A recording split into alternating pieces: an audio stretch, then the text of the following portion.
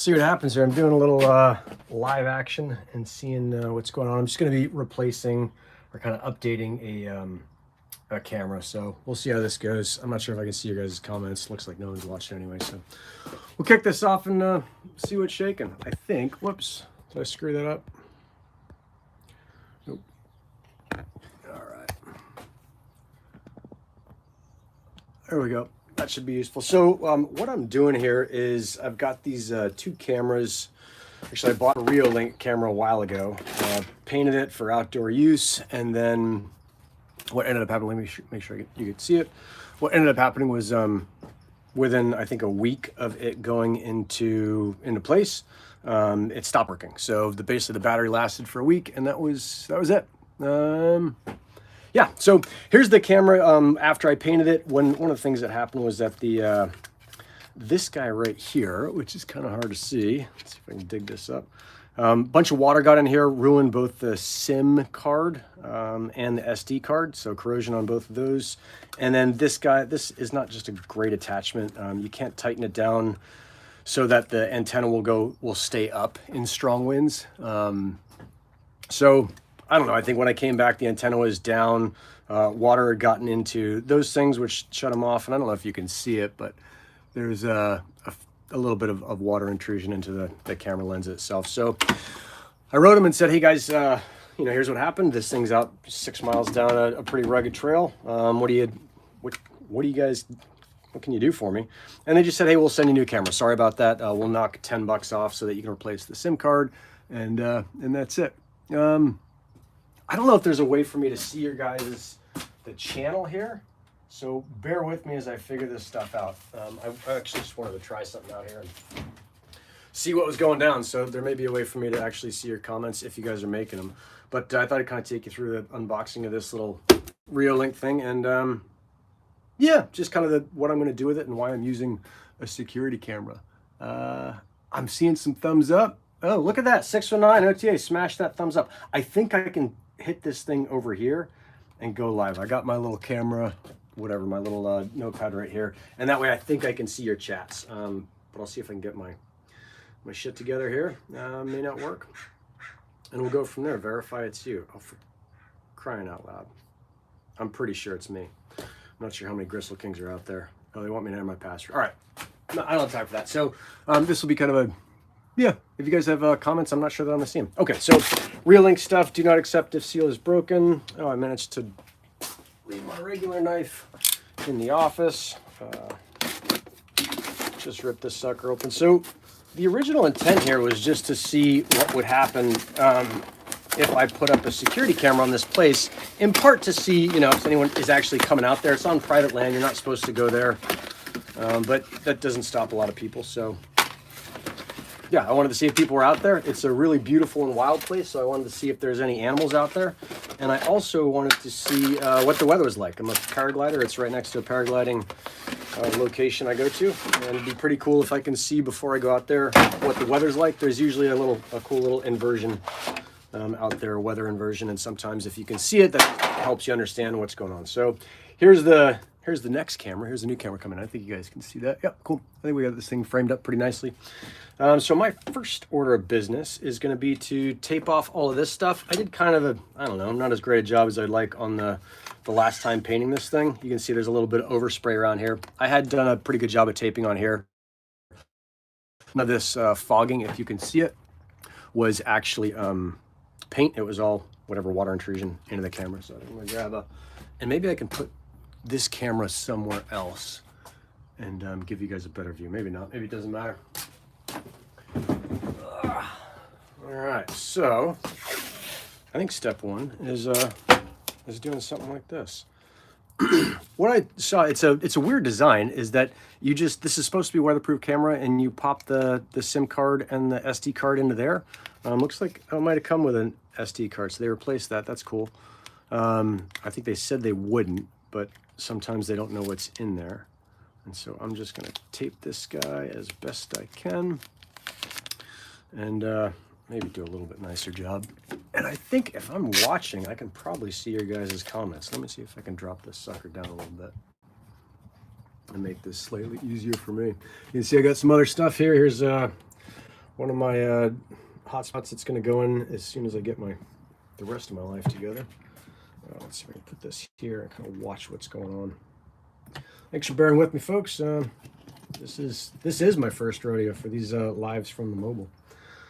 But yeah, dig it. I see some thumbs up. I think I can see chats now. So if you guys have any questions, hit me up on the questions, and I'll do my level best to answer them. I think I'd seen 619 before. I'd use a different tape with more water sealant.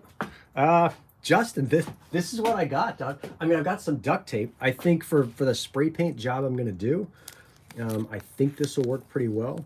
What I think I might do next time is, oh, you can't see what I'm doing. What I might do next time is I might put some sealant on the around the SIM card and the SD card. That might make it a little bit better. So this is a pretty terrible job, but it's going to do what I want it to do, which is really I wanted to get the white of the security camera out there. It is a pretty pristine environment, and I just didn't want it. I just didn't want it any uglier. So I'll put a little tape over the. What is the IP rating on it? That's a good question. I don't know if it's in here or not. I don't think it's IP67, and if it is, that's a flat out lie because it almost immediately got water intrusion. Specifications, let's see. IP64 certified weatherproof. I'm going to tell you, I'm not real impressed by that, to be honest with you. And I'm sure you can do a way better job on taping. I've seen like people who are full-on art dudes, art ladies, do a great job of taping stuff. It's just not my thing. Self-amalgamating tape is awesome for sealing. #1 fan. Hey, #1 fan, what's going on? I have a feeling I know who you are in real life, but I don't know. I always see you commenting. It's always kind of funny to see people commenting that maybe we've met at some San Diego helium meetup or in my other regular life. Maybe not. So this is what's going on here. All right, I'm trying to get this stuff so that when I paint it, there is... Yeah, all right, all this stuff is okay to paint. And then I think I remember from last time is you really don't want to paint over this barcode or this little QR code. And you don't want to paint, I think, over this, over a little barcode. I think I said the same thing twice there. But I'm going to, and what ends up happening with this top part is it screws into this guy right here. So the fact that this is not the greatest tape job in the world, no one's ever going to see this white stuff is, or this white part up here is really not going to see, or really not going to be noticed. So you can see this is here. I think I had this thing, I don't know, 8 or 10 feet up on the pole. So I'm not super worried about someone seeing that.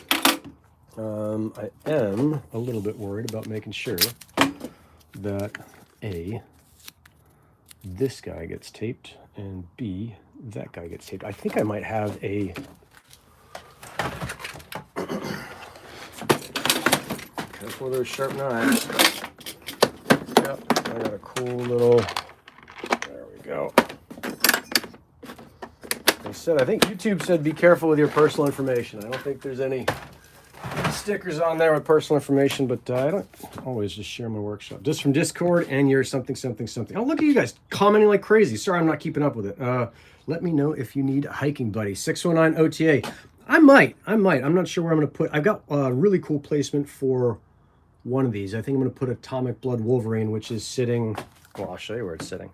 It's sitting right, let's see if I can zip this around. Right there. And it's just waiting to get deployed. I think you guys can see that whole thing. Yeah. I've got a really cool placement for that. I'm psyched on. That's going to be cool. And then I got to figure out other placements for the rest of my miners. Some of them are just sitting doing nothing. Some of them are not doing what I want them to do as far as earnings. So kind of got what we got there. I don't know. I got to see if I can turn on some chat stuff. I'm sorry. This is, I'm not super sorry, but hey, GK, how are you getting past being relayed port forwarding with the RUT 240? There's a whole post on the blog on how to do it. I've got unique circumstances that I've talked about before, that none of the hotspots I put in the wild are full fat hotspots because I got in on the DIY program. early on, a year ago, long since closed, all the usual stuff. All the stuff I'm putting in the field are packet forwarders, and they're reporting back to miners that I've got on little Raspberry Pis. So I've just got a different set of challenges than most people when it comes to getting off relay. And right now I've got a set of challenges where I replace my router, and it's not, yeah, it's just a giant pain in the ass is what it is. Super big upsides to having just a packet forwarder, and everyone's going to have that same ability when light hotspots come online, but for right now it's just not there. So nothing I can do about that. Yeah, if I could make them available to you, I would, but that's kind of the Helium team's call, and I think it's a totally reasonable call. I think they had giant security whatever issues with the DIYs, and that's why they closed the program down. I don't know if the number of DIYs is public. It is pretty honking small. I'm gonna try and keep my language semi non-sailor. And yeah, see, how much is the total cost off-grid setup, Alejandro? I want to say you can build one of these guys for around 600. Let me see if I can get this thing to do that. And I've just seen on the interwebs, Lee, my wife, showed me on Etsy, someone is selling the same kind of setup for $600. You got to plug the hotspot in. You can see in this case that this is just the I think that's a Pi in a 2287 that I got from Parley Labs. Parley Labs is pretty rad at that stuff. That's what I was buying from a while ago. And I've got that packet forwarder, and then packet forwarder. I've got that RUT 240.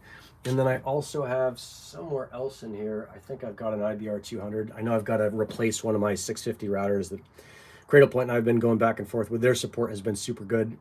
They don't think it's the router, but they're going to replace it anyway. 600-ish without antenna and hotspot. Yeah, I think 619, that's probably a pretty good estimate. You could certainly spend more, especially as you start getting into bigger panels and bigger batteries and fancier batteries. This was about the smallest thing I think I can get away, or I thought I could get away with.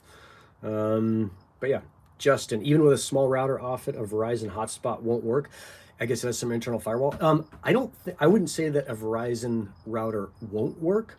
It's just that these routers are built for this kind of stuff, and the MiFi style routers aren't built for that. And so things that are really easy on a kind of, let's say, industrial or at least commercial router can be way more difficult on a Verizon router. The other thing is that those Verizon MiFi units, they don't have a giant antenna you can attach to them, so sometimes it can be hard to get cell signal. Whereas with these, there is a I think it's not even an RP, there's an SMA fitting. You can see maybe you can see the fitting right there that goes to the outside. Get some of my stuff out of the way here.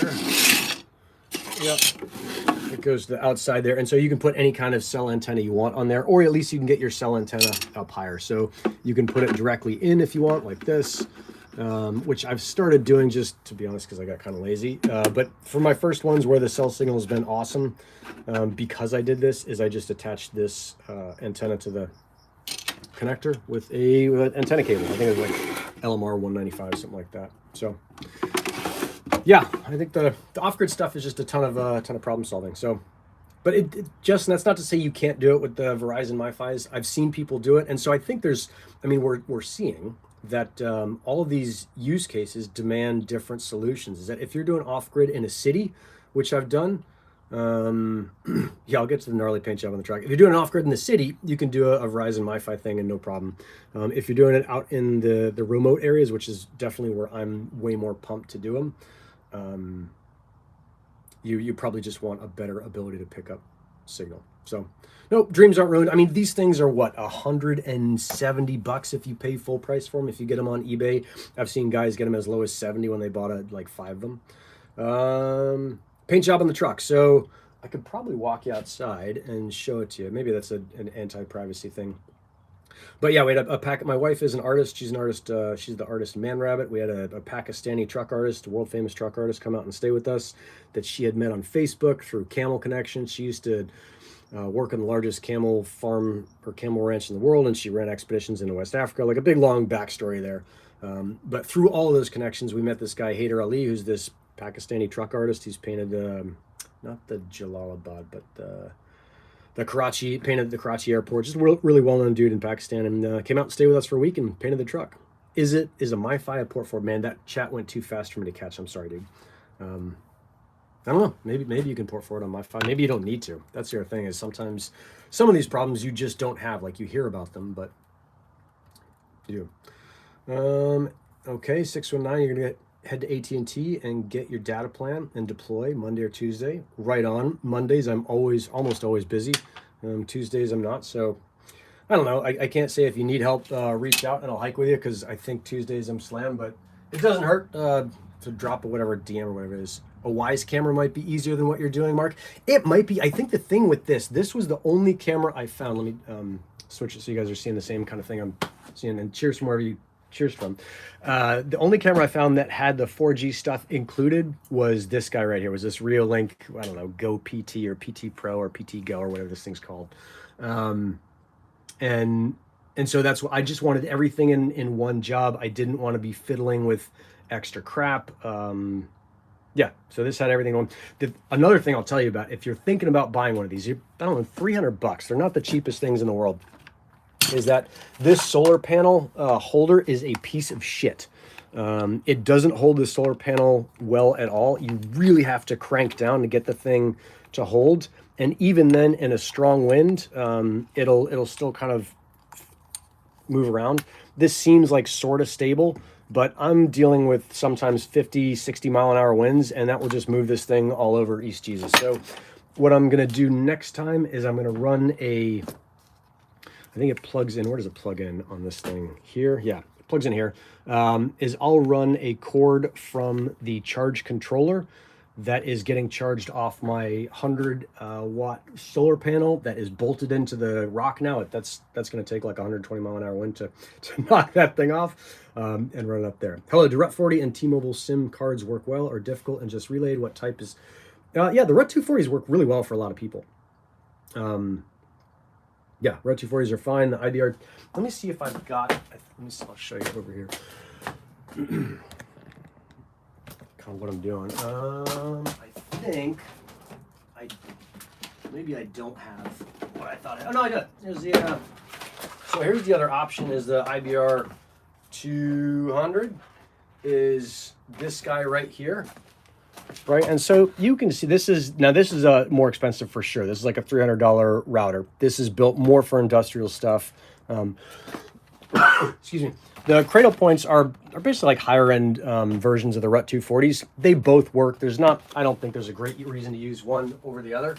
I just think that I like nice stuff, and I played around with the RUT240s because I got lots of questions about them and I wanted to know what they were like. But you know, as I keep buying more stuff and doing more routers, I'm going to do more of the IBR 200s. The extra $150 is not a big deal for me. Did nobody saying much yet? I keep trying, thanks. I have a 𝗵𝐺 with SIM card as well, running a SIM case. Man, I got something in my throat, sorry. Relayed, how can I get it off Relay? How can you get it off Relay? Go to heliumstatus.io, and also there is a getting off Relay blog post on the 𝗪𝗁𝐾 site. 619, that GLX works well too. Yeah, look, there's a ton of routers that can work pretty well, so it's just figuring out. Alpha Tube U4G Global V. Jesus, someone copy paste that from Rockland Rocks. What is that thing with LTE? Is it a camera that you're talking about, or is it a router?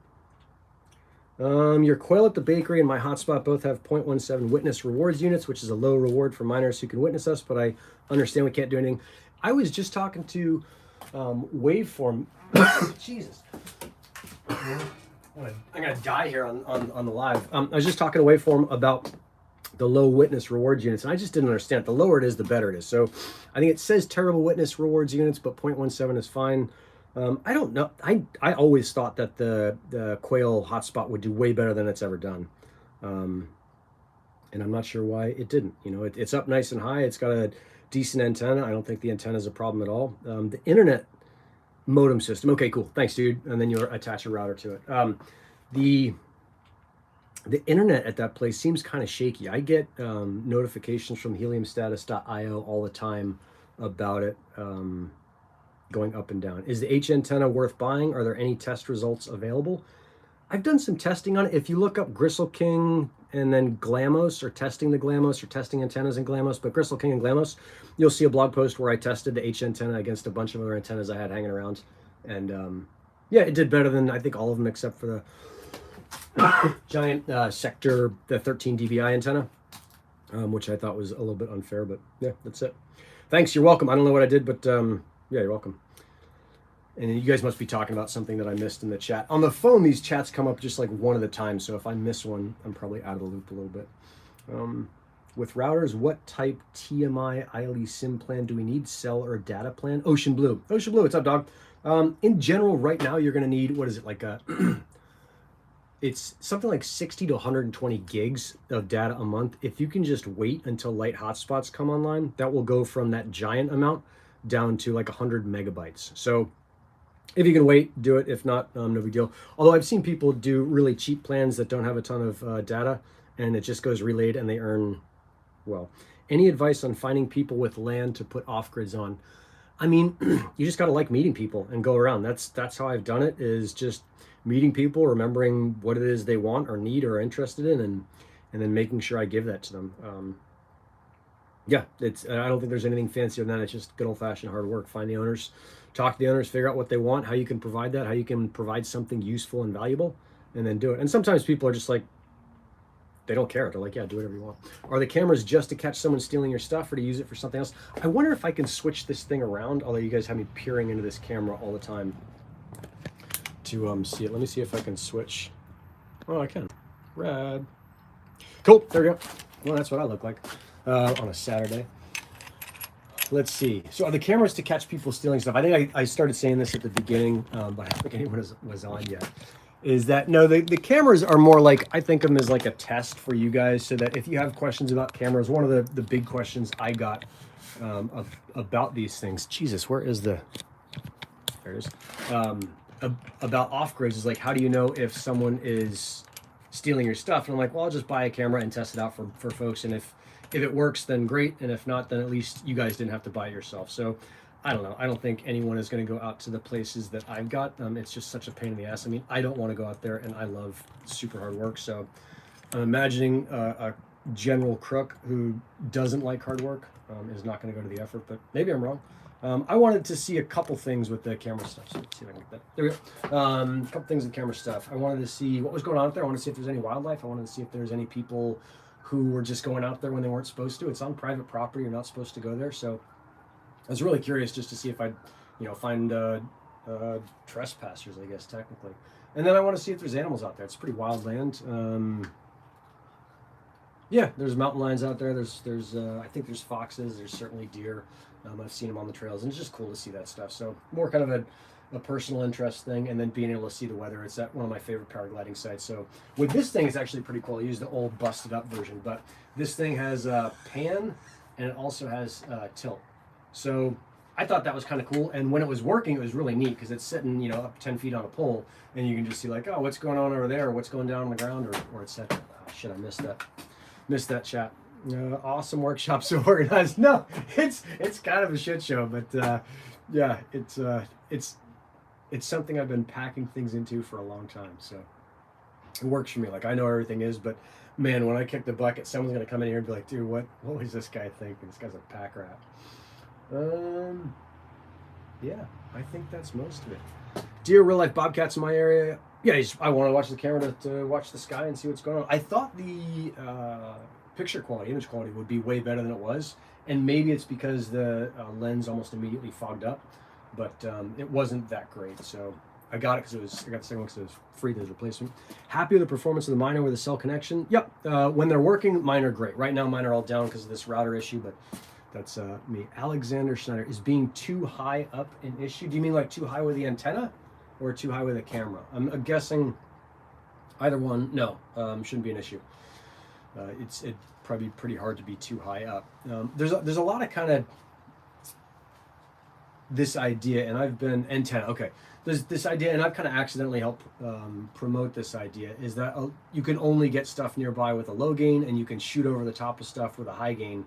But the angles of these, even the pretty high gain antennas, unless they're really high gain, unless they're directional kind of sector antennas, the angles on them are such that, even at 100 feet up, the signal hits the ground at, I don't know, like depending on the antenna, 300 feet to 700 feet away. They're not really overshooting a lot. If you really want to overshoot, you could use a ground plane, which will focus that signal a little bit more and keep it off the ground. I don't think that's where ground plane comes from. But no, there's not a real danger in being too high up. I don't think there's a great reason to use high gain antennas for the most part. There's some specialized places where it's okay, and now that we've got POC-V11, it becomes a little bit more, I don't know, reasonable to use them because you're not going to get dinged on it. But yes, hit 42 going to kill your earnings, Gary? I don't know. I guess we'll see. I don't think so. Yeah, I have a 12 dB rack wireless that with the wrong angle, it went way over the land. Yeah, I think if you get these things at the wrong angle, it's not going to work super well. Number 2, where do you get the little miners you have there on your off-grid box? I bought, there is just I think it's a Pi0, and then I bought the 2287 Pi hat and the 2287 from Parley Labs. Keep in mind that's not a full hotspot, that's just a packet forwarder, and you can do that if you are part of the DIY program, which I was lucky enough to be a part of because I got in this thing earlier. Oh, you want to look around and see the garage? Okay. You can see my hand first. I don't think there's anything super private in here. So this is my little workshop here. I got a soldering station and little hand tool stuff and a vise and all the usual, you know, bits and bobs you get when you start collecting crap. What else is in there? There's a little camera holder that this thing was just on. There's my cool little backyard overgrowth. An extra enclosure here that I've had mounted here. I had plans on doing something with and forgot what it was, and so it just sits there. There's my main workbench. So some cool little parts to it. I built this bench actually when I was in welding school, and then yeah, I don't think there's anything else super secret in here. Was in the little RC planes for a while, so I got my RC plane shelf up here and little helicopters, and then this is kind of the main thing. So just making sure I got all this stuff to make antennas, check antennas, do all that stuff, fill around with coax cable. I think most of this stuff right now is in these guys. These packs are super cool. These are Veto Pro packs. You do not need to buy one of those, but they're awesome. And if you start doing kind of cable stuff and networking stuff for a living, it's yeah, the Veto Pro packs are awesome. So that's one of them. There's another one there. I think most of my tools are in there, and then I don't know, the usual crap that you have, 80-pound sandbag just in case, extra solar panels, tool bags, coax cable. One of my buddies, people drop this stuff off at my house now. So if someone dropped off a J-mount, maybe I'll do a YouTube video on how to mount a J-mount. They dropped off a couple of these vents. I think they'd actually bought them for a deployment we were planning on doing, and then he decided he didn't want to use them. I got a bunch of coax back there, a bunch of the true cable, the Ethernet cable there, and then I think this is LMR 240, and I got some 400, and then a badass old drill press that someone gave me because they were scared of it. They said they saw it cut off their grandfather's finger, and yeah, that freaked him out. So that's my shop. I think that's it. Oh, of course there's an anvil. Every good shop's got to have an anvil. For a while I was way into metalworking stuff and be out here banging on metal, and I had a little forge, and yeah, that was a cool time. So I think that's it. Yeah, I'm gonna hang this thing up. I'm gonna spray paint it. I'm probably not gonna do it today because it's a little bit of rain outside. Yeah, you got a J-mount and a dish network? Yeah. That's. I think these things are everywhere. I've had a couple of those things dropped off my house. Does a 5.8 dBi outdoor antenna work indoor? Yeah, sure. Why not? I don't think that yeah, it's gonna be a big deal. POC-V11 won't be in relayed status, cause to be kicked off. I'm not sure what's gonna happen with. I mean, I'm not sure what's going to with the future in general. Can I ask why you're doing all the packet forwarding? Yeah, the reason I'm doing all the packet forwarding is mostly because I can. So when I kind of stumbled into Helium in September, they had just opened this program called I think it was just called the DIY program. And I didn't know anything about it at the time. I didn't realize how lucky it was and how kind of, yeah, just how lucky it was to stumble on Helium at that time. So I built my first hotspot where everything was in one kind of thing. It was all on a Raspberry Pi. I think I bought the thing off of like a Cal chip. What was it? It wasn't even a hotspot. It was something you could load the hotspot software onto, which is what the DIY program allowed you to do. So built that, put it up in the house. And then I was talking to a guy on Discord who's helping me with it because I didn't know any of this stuff at the time, and that's kind of been why I've been so proactive about putting this out there, is that people have really helped me, and I wanted to really help other people as well and pass that on. So both a friend and I asked for a couple alpha codes and we got them. And I don't think many people got more than a few. But my friend, ended up abandoning kind of his version of the project, so I ended up getting all of his alpha codes as well. So I forget how many I've built, 5 or 6 of them. Yeah, and I gave some away. Some are gone. Some are like one's in Montana. I forget where another one is. But yeah, give some away. So the reason I do that stuff is helium was always interesting to me from the perspective of providing kind of remote outdoor coverage. I was never really interested in helium for city coverage. I feel like other people can do that. Like that's a pretty easy thing to do. I was always interested, and I came into it looking for a solution for kind of this lost paraglider thing. So with the DIY, going back to my story, I'm jumping around a little bit. When this guy started helping me, 𝐂𝐥𝐬𝐮𝐦 on Discord, he had said, hey, do you know you can split a hotspot into a packet forwarder and a miner? And I had no idea. So I was like, cool, why would I do that? Who cares about that? And he said, well, the miner does all the computing work, and it takes a ton of data. The packet forwarder just does the radio work. And so I just thought it was a neat thing. I still didn't understand the implications of it in October or November when I did my first one where I had a cloud miner and a packet forwarder. Which, yeah, it's no big deal. It's kind of, I think that's why they did the DIY program, is to see what we in the wild would do with it, and probably more professionals and experts, and not so much folks like me. But yeah, that's what happened. So I put that up, and then what was the next one I did? Then I saw the potential of, if I have a packet forwarder, it doesn't need as much energy. It doesn't need as great a connection to the internet. I can run the miner in the cloud and the packet forwarder way out. What's the timeline for light hotspots? It was supposed to be end of Q1. Probably going to be early Q2 at the current pace. Yeah, so then I saw okay, you can use a packet forwarder to give you the ability to do remote setups without having to have a giant data plan or without having to have giant power. And I still, in November, December, when I set up 𝗪𝗁_𝗏𝗏, which is a packet forwarder reporting back to a miner that's now hooked up in my office, but was on a cloud miner for a while. I still didn't understand what an advantage that was, is to be able to split them. Yeah, so I kept going with it. It was like a fun thing. It allowed me to explore this aspect of, geeky computer stuff that I'd never really gotten a chance to dive super deeply into, and also to combine that with hard work, with getting it out into the mountains. It's a tough hike out there, and to put up something super cool out there and to provide coverage and all the rest of it. So that's why all my stuff is pretty small. I think I've got one full fat hotspot that's running. And then I've got a 𝗵𝗏 that's just sitting next to my desk that I got to figure out what I'm going to do with. So, and everything else is I think everything else. Maybe there's another. I don't know. I'd given away, like I said, I gave away a couple hotspots. I bought hotspots early on, and by the time they came in, I just didn't have places for them. What types of average daily H&T targets do you get? Can you give us the names of one of your hotspots for something? Yeah, the public hotspots are 𝗪𝗁_𝗏𝗏 that's the DIY in the mountain. That one is down right now. That got caught up in the deny list and the anti-gaming stuff, in part because it was a DIY, in part because I used to use this software called Middleman to dial down the transaction receipts, and that is now frowned upon. That was a response to 𝗵𝐶v10, which was before 𝗵𝐶v11, which negated the reason to use that software. But the 𝗪𝗁_𝗏𝗏, if you look back in, I think before it got shut down, it was probably late November that whole thing started going down. Those are more reasonable earnings to look at. It hasn't been online for more than a couple days since then. I got it back up and running, and then it got shut down again. Then I had some problems with putting the miners on a router in my office, and yeah, it's not doing anything right now. Thankful Caramel Quail is one of mine. That's a full fat hotspot that's on a building in San Diego. Got my 𝗵𝗏. I'm going to give my friend with Starlink, waiting for outdoor antenna.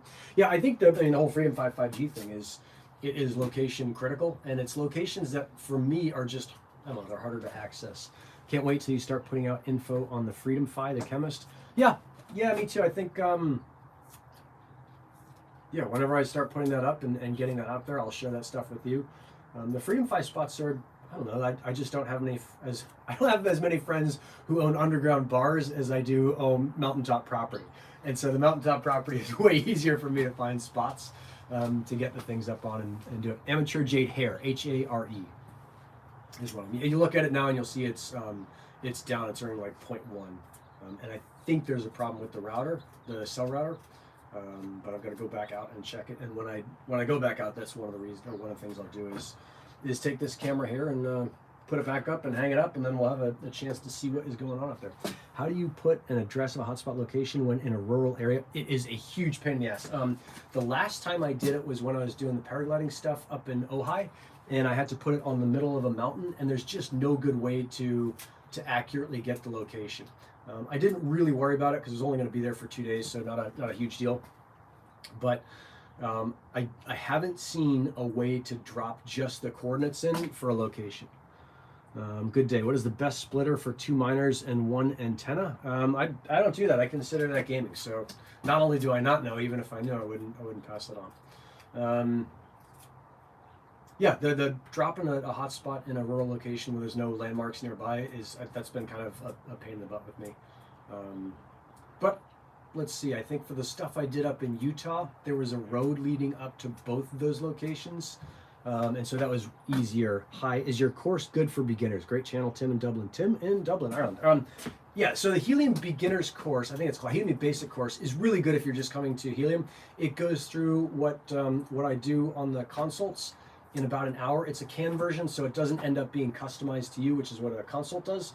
But for starting off and for kind of getting strategy and getting the lay of the land and the right tools to use and how to think about the whole deployment piece and just the Helium area, or the Helium ecosystem in general, it's really good, and you'll save about at least right now $400 on doing a custom console. So yeah, I think it's awesome. I mean, I made it. Actually, when I finish up here, I'm going to go record the improved version, which will be included with anyone who gets this first basic version. Right now, it's just one big long video that you got to kind of pay attention to. CLI wallet lets you put coordinates. Oh, cool. Yeah, you're right. It does. And I think I had to do that for one of my hotspots a while ago. Do you have any gear for field testing locations before deployment? Yeah, I don't think I have it here. I think my Glamos is in my office. Yeah. Oh, here's my very first hotspot. So this was, yeah, that's what it was. And it looks like a Rack V2 because that's what Rack ended up selling. But that ended up burning out. I think that was a 2254, and that whole thing came as, not a 2027. That whole thing came as one. It burned out after, I don't know, like 10 months, and I just replaced it with, with one that worked better. How do you think they will transition between current hotspots and light hotspots since so many are currently on order? I don't know. I mean, I think, this is just me guessing, do not take this as fact. I think they're just going to figure out how to flip a switch, and one day we're all going to be on full fats, and one day we're going to be on light hotspots. You probably did that in Mount Woodson. No, I don't have any hotspots in Mount Woodson. There was a dude on Discord, I was talking with him, and he was full of shit about where his hotspots were. So there's definitely someone who put one on Mount Woodson, but it's not me. How did you burn out your hotspot? I don't know how it burned out. I'm not sure. It was those, I think it was just an SD card thing, but I just replaced the whole thing. So it could have been just an SD card issue, but I figured at that point I could replace the whole thing and be fun. Would you know how I can get a Helium Discord ban lifted? Lifetime ban for a cuss word is a bit harsh. My guess is that it was more than just a cuss word. There was one, who was it? There was one person a while ago, maybe you, who used a particularly offensive word, and I think it wasn't the first time. I don't know what it was. It's like, that place is, you don't have the right to be there, you've got the responsibility to be there, and you've got the responsibility to act like a reasonably mature adult. So if you drop the occasional F-bomb in excitement or whatever, I don't think there's a huge thing against that. You know, we don't encourage that, but God knows I've got a sailor mouth to try and keep it under control. I haven't seen an unfair ban yet. I've got a lot of requests like, hey, can you look at my ban? And it turns out they were calling people, racist, whatever, stuff. So you got a hotspot, and it could just be an SD card issue. Yeah, 619 OTA. So I replaced the hotspot, but it was a DIY. So for replacing a DIY is way cheaper than replacing a hotspot, because you just buy another Raspberry Pi and another concentrator, and you're good. You can transfer the swarm key from one to the other, and that makes it super easy. So not restricted to like, oh my God, I've got to buy a whole new $900 hotspot with a 20-week waiting list. So another advantage of DIY, but you know, I mean, think of it this way. I'm not a computer dude. I'm not a geeky code guy. If it's easy for me, it is wicked easy for gamers. And that's why they shut down the DIY program so quickly. Does adding an SD card improve the minted performance? I don't think so. I think I've seen stuff lately with the racks where it's like they're saying to upgrade to 128 gig card. And I'm hoping BFG Neil comes on and is like, no, dude, it's this, because he actually knows what he's talking about, unlike me. Yeah, you could replace the card. There's instructions online. If you just look up like Helium replace SD card, Helium actually has instructions on how to do that. Yep, OGs have the swarm key on the card. Yep, exactly. Eagles run. I was banned for cracking a joke on Bill Gates not onboarding Helium. Right, I mean, I don't know. DM me and I'll look into it. But how about this? If you DM me and I look into it and it turns out it was just one cuss word, I'll send you an HNT and I'll work super hard to get you back in. If there's anything more than a cuss word and a crack at Bill Gates, then you send me 10 HNT for wasting my effing time. If we can go to light hotspots now, why did we do hardware miners up until now? What's the difference? Ocean Blue, you're asking stuff that's a little bit out of my expertise, but I think in very broad strokes, this is just my take on it. This is definitely not Helium's take, is that I don't think they expected this thing to be this successful this fast. And when it grew this fast and the chain got so big, there was a ton of kind of unexpected problems that came along that they're now working really quickly to solve. Awesome deal. Yeah, I think that's a pretty fair deal too. Maybe I should have made 100 HNT for wasting my time. Like I said, I haven't seen a single person who's DM'd me and said, can you lift my ban? And I look into it and it's like, oh, they called them. I mean, you guys have heard me drop the F-bomb on YouTube. I don't really have a problem with it. They have said words that I will never use in public. And then they'll be like, oh, it was just it was just guys joking. Like, no, you're being a J-hole. Which is not to say you're being a J-hole. I could be wrong. Maybe I'll be sending you one HNT, but if I don't, maybe I'll do a little YouTube video on how you're full of shit. All right. You can guess who banned you. Yeah, I can guess who banned you too. It's probably Keenan because he doesn't have tolerance for any of that stuff, which is the right thing to do. There should be no tolerance for, or, super limited tolerance for people being jackwagons. Okay, I don't know what the reference to Eagles run is, but whatever, you guys seem to know, and that's good. I think I'm going to wind this up and go finish off this Helium basic course thing now. The BitBots 466. Okay, cool. Great, here we go. I think I'm going to earn like a ton of HMT for you guys. So if you ask on this, you can expect me to send you a bill for a bill for 10 HMT. But DM me on Discord. It's ggrsllking. I look at most of them. Don't do the friend thing. I don't know what that opens up for me, but I just never accept friend requests. But I'll do DMs. Okay, I'm gonna go work on this Helium basic course. I think there's no more questions that I can answer that will be super helpful for you. Any future classes? Yeah, I mean, I'm building this community right now that is gonna be super awesome. It's gonna be stuff like this, but more focused, and then a little bit more exclusive as far as like, hey, not gonna be for public consumption. I'll be bringing on experts, and we'll say like, hey, this is what's happening. None of it is with the intention of like giving a super unfair advantage, but sometimes you're just gonna be getting information before everyone else because you'll be in on the call. Like I'm doing I won't say I'm doing a call with next week, but it's a giant participant in Helium, and that is an example of where you get to be on the call with me. We might open it up at the end for chats, but at least you'd hear the information right away rather than like the week and a half it takes me to do all the editing stuff. So that's the 𝗪𝗁 community. You can join that by going to 𝗪𝗁king.com and waiting for the pop-up to hit, which I forget. I think it's triggered on like a scroll down on a blog post.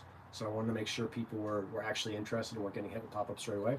But sign up for that pop-up or get on that list, and I'll let you know what's going. Should drop in the next week or so. I thought about doing a Hotspotty class, but I think those guys do a pretty good job of explaining what they're doing. So, and it's a giant tool. Helium.Vision is really nice and focused on just assessments. So the Helium.Vision masterclass is awesome if you're doing a bunch of assessments, but Hotspotty is the span and the scope of what they're doing is so big that I don't know that I've got time to do that, or that's worth it to do it. Okay. I'm going to be hitting the screen here and seeing what I can turn off, but thanks a ton for tuning in on a Saturday and watching and for the help on the setting up the camera and all the good stuff on the tapes, and the rest of it I'll go back and look at the notes to see what you guys suggested for weatherproofing stuff. Really appreciate you guys being on the journey with me, and if there's anything we can do to kind of help each other, then make sure we get that word out there. Rock and roll. All right, how do I turn this thing off?